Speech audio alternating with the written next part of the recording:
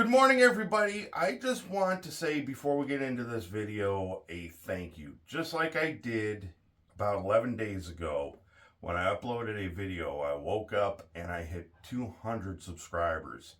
Today I woke up and I have 600 more. I woke up with crusty eyes, without my coffee, and I looked and I had 800 subscribers as of this morning.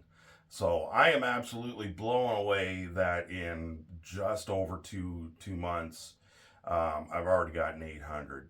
Thank you so much for the ones who have already come by and subscribed. If this is your first video that you're watching of mine, I hope you like it. I hope you check out more of my videos. And if you do like it, I ask that you subscribe and just add to that count. At that, I'm going to shut up. I'm going to stop waffling and we're going to get to the video of what was going on behind me.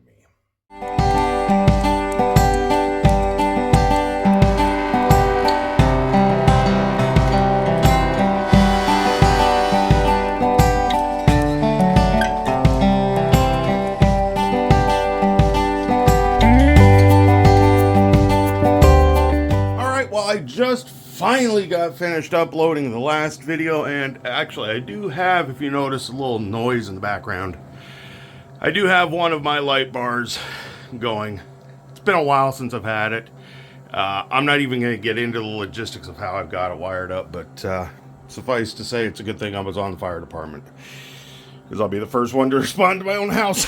Anyways, I've got some more work to do to the warehouse that was over here. In fact, I've already printed out the interior, but I want to focus on getting this surface done so that way it has time to dry, and then while that's drying I can work on everything else. So at this point, what I need to do, basically you can see I've got all this set up here. I've got my arrows here, and like I said, basically arrow to arrow is exactly what Walters was saying. So obviously I measured right, which is kind of a first. This would be a scale 56 foot, which is what I was figuring. So I've got my T-square here to try to get as square as I can, even though most of my measurements are off. This piece of wood, the 2x4 underneath, should be pretty much right. So I've got this to where the middle of the arrow will be, well, it's off a little bit right now, but middle of the arrow, and I will measure that from there to know exactly where to put this guy, and then I will cross over the tracks and make sure that that one is squared up as well. For the center, I'm not too worried about. I do have the Walters kit comes with this little section that can go in between the two rails. Again, somehow I measured right. Of course, I got a tool for that, so that was measured within a hair of the correct spacing, so it fits in there. And I'll just paint this the same as whatever I paint this here, and that should work. So the only thing I'm really worried about are just these two for now. So let's see here, and I kind of wish I didn't do the valance yet, because reaching over is really getting a little bit more and more difficult. So, but it is what it is. So that is virtually square to the table at least. So basically I need to just put it on that tie there. So we're going to take the cement and we're going to lay down. So I have this pop dot tape, and this was an idea that I got off of Top Railroad, which I did on the other section for the well, it used to be the scrapyard and the pavement for the crossdock. You can pick these up at the dollar store, $1.25. It gives you 3 different sizes. I believe they're all the same. No, they're not the same thickness from what I can tell. The thing with the pop dot tape that I forgot is that the I don't know, this one's a little thinner, I think. The thick one is still not thick enough. It's about as thick as the ties are themselves. So if you're going, just at rail height, then you're fine with just a single strip. But because I'm doing it basically right at grade level, I've gone ahead and I've taken, just to save on the bigger one, I've taken like the thinnest one and then just put a line. So I've doubled it up. It's double stacked here, single stacked here, simply because I really don't want to come too high off of what the edge of the layout is. And I got it laid right on it, so it's going to come right up to the edge of that. And then I'll just do a black paint job along the side. But yeah, this is 56 scale feet there, 56 scale feet here, 56 scale feet there, and there. So I am ready to make some gypsolite and lay it down. All right, so I got the light bar going again. Let me unplug that. Yeah, there's one thing about having light bars is when they're going, they smell like ozone. Anyways, here is my gypsolite goof-proof mixing instructions. There's two different ways: brush on coating and for a thicker compound. I went for the thicker compound. It measures 1 cup of cold water, 1/4 cup or less of white glue to the water. Mix thoroughly. Add color if you want. Mix thoroughly. Slowly add in 3 cups of gypsolite, and more or less for desired consistency. Stir until smooth. You will have approximately 1 hour of working time. Now, they say that you got to add the gypsolite to the water and not the water to the gypsolite, and there obviously is a reason. I'm just not smart enough to actually know it. So I've been mixing for a little while. I might mix for a little bit more, especially get off the sides here. But that's a pretty thick consistency.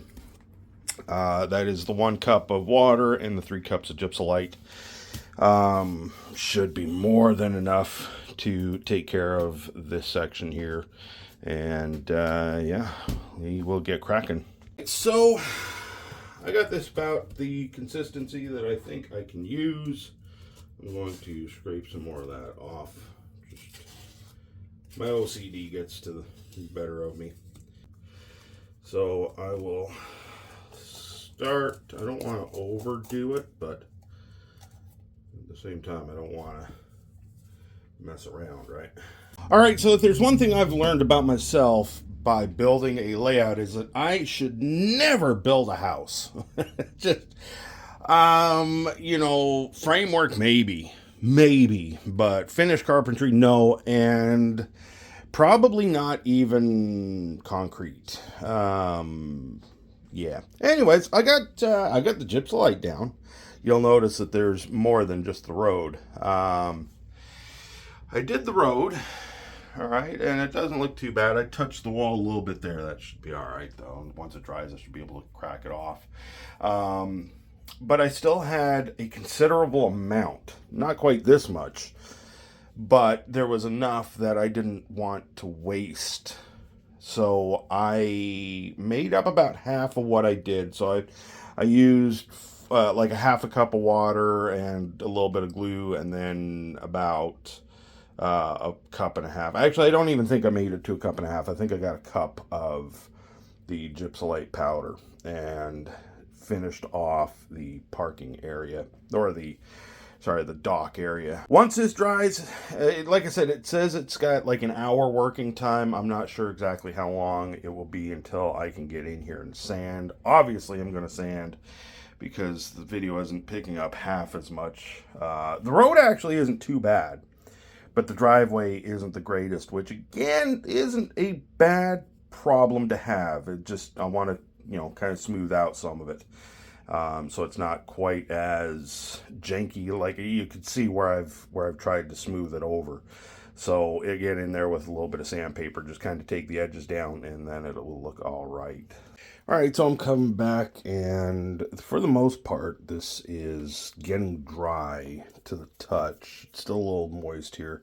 I have come over here and kind of scraped out a section of the gypsolite. And then once it is completely dry, then I will get in there and I will dig out the the foam as well. So I have a basic floor down, painted it. What did I paint it? The light gray, sky gray from Vallejo 70989 if my eyes are good enough. I've gone ahead and printed out, this is the first time I'm doing this technique, because I wanted the interior to have a little bit of pizzazz. I've found some photos of some warehouse. Now what I did, this is only like half. That was the one photo, so I took it and reversed one, put it beside it, printed it off 3 times so I can marry them up like that. And then obviously this wasn't tall enough for this structure, so basically the structure will go up to that line. So I'm still not quite there, but and it doesn't quite match per se, but it's close enough that once I get all these glued together, it will kind of be well enough to give me the look of something inside if I'm looking through the doors there. So let's get cracking on that. Well, there's my interior. I think it'll work out pretty well. It's got 3 different sections, 1, 2, 3, 4, 5, 6, and yeah, it looks a little janky up here, but you're gonna have to crouch down on the floor and really look hard to get that high. So I think it works out pretty well. Well, here's a test look. Yep, I like it. It'll work. I did, however, cut that little section over there. I did cut that a little too far, and that sucks, but I could always kind of reposition it. And I didn't think about that. It's got the little nubs there. I should have filed those down, so I can rework it if I really wanted to. We'll see, how noticeable it is when everything is situated, but so far I think I like that. Cool. Well, everybody, it is now the new year. It is January 2nd, so Happy New Year, everybody. I started this on December 31st with the gypsolite, and I didn't really do it. Well, I did a little bit yesterday. Basically, you can kind of see, well, it's kind of hard with this lighting. You can see that this side is pretty rough. All of it was. Now, this side was a little bit more rough because this was the second batch that I just kind of threw together. Didn't really measure correctly.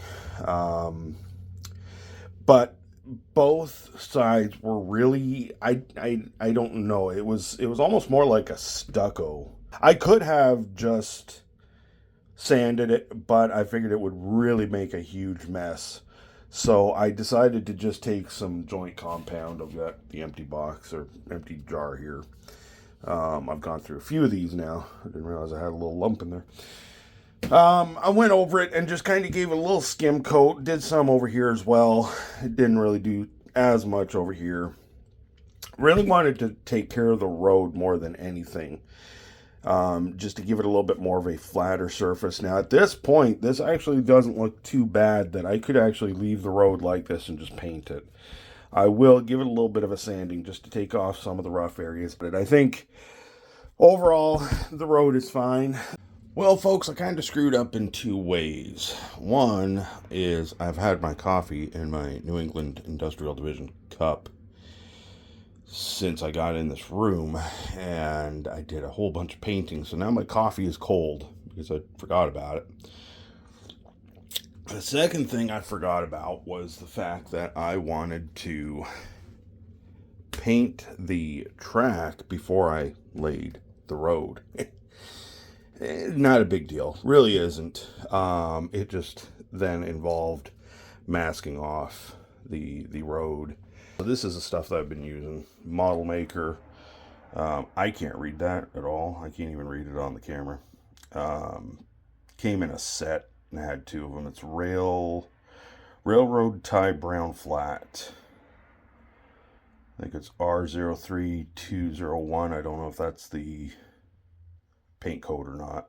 4885, that might be. I'm not sure. But yeah, that's what I've been using here. It's a good little color. I like it. Track is all painted now at this point, which is good. Because now I can take this masking off and I can get to painting this. All right, folks, well, there it is at this point. I decided to airbrush. Went ahead and sprayed. I did it, again, the way that I've learned from the master. I have this little bottle here, and I filled it almost all the way up with IPA. There was a gray in there. I don't know what gray it was, but it was dry. There wasn't anything left in it, but it had this coating on it.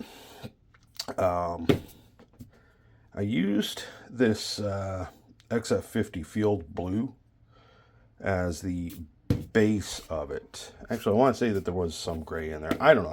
I honestly can't remember what I used for sure, because I can't believe that would be the only color that I used. I'm pretty sure I mixed that with something with another gray to get this color here.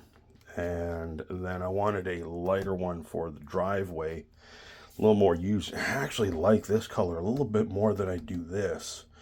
At the very least, I like this as being the weathered, for like the tire tracks. Good luck making that, because I went through, for this section here, I went through basically 2.5 bottles of whatever it was. It had to have been this. Just this. There was just like a tiny little bit of whatever it was before. And then that. And then I mixed just IPA in this for the next 2 shots. So, got that on there. And then there was, almost full. I'd say like 2/3 of the bottle full of this still. And I added, I think, just a little bit of this medium sea gray XF83, just like a little small eye droplet or pipette. And then, I mean, there's no real measurements that I used. I used XF57 buff. And at first I put in like 2 of the small pipettes, and then I just said it wasn't really changing it enough, so I just went bloop and poured some in. So good luck trying to get this back. But, I mean, just these 2 colors alone, I could probably make something close to that and get the weathering for this. But yeah, so that is sprayed now. Let's get the base. Still have to do the weathering. Gotta finish digging out the hole here still. And then, yeah, the road, do the striping. Don't know what kind of striping I will do. I'll probably just do the one in the center, yellow in the center. Maybe a double yellow. I don't know. Because technically it's wide enough to be 4 lanes, but this industry road, I think it's just going to have some unofficial parking on the side, right? And then 2 travel lanes. So I might just do the one line down the road. I don't know. I'll take a look at some Google images and see what I really like. Got a lot done today. I got the weathering on the tracks done, and got the base paint, of course. All the stuff in the center there is not glued down yet. It's just placed there just to kind of get an idea what's going on. So that will wrap this video up. Thank you so much for watching. And yeah, hopefully it won't be too long until I get the next video up. Happy railroading.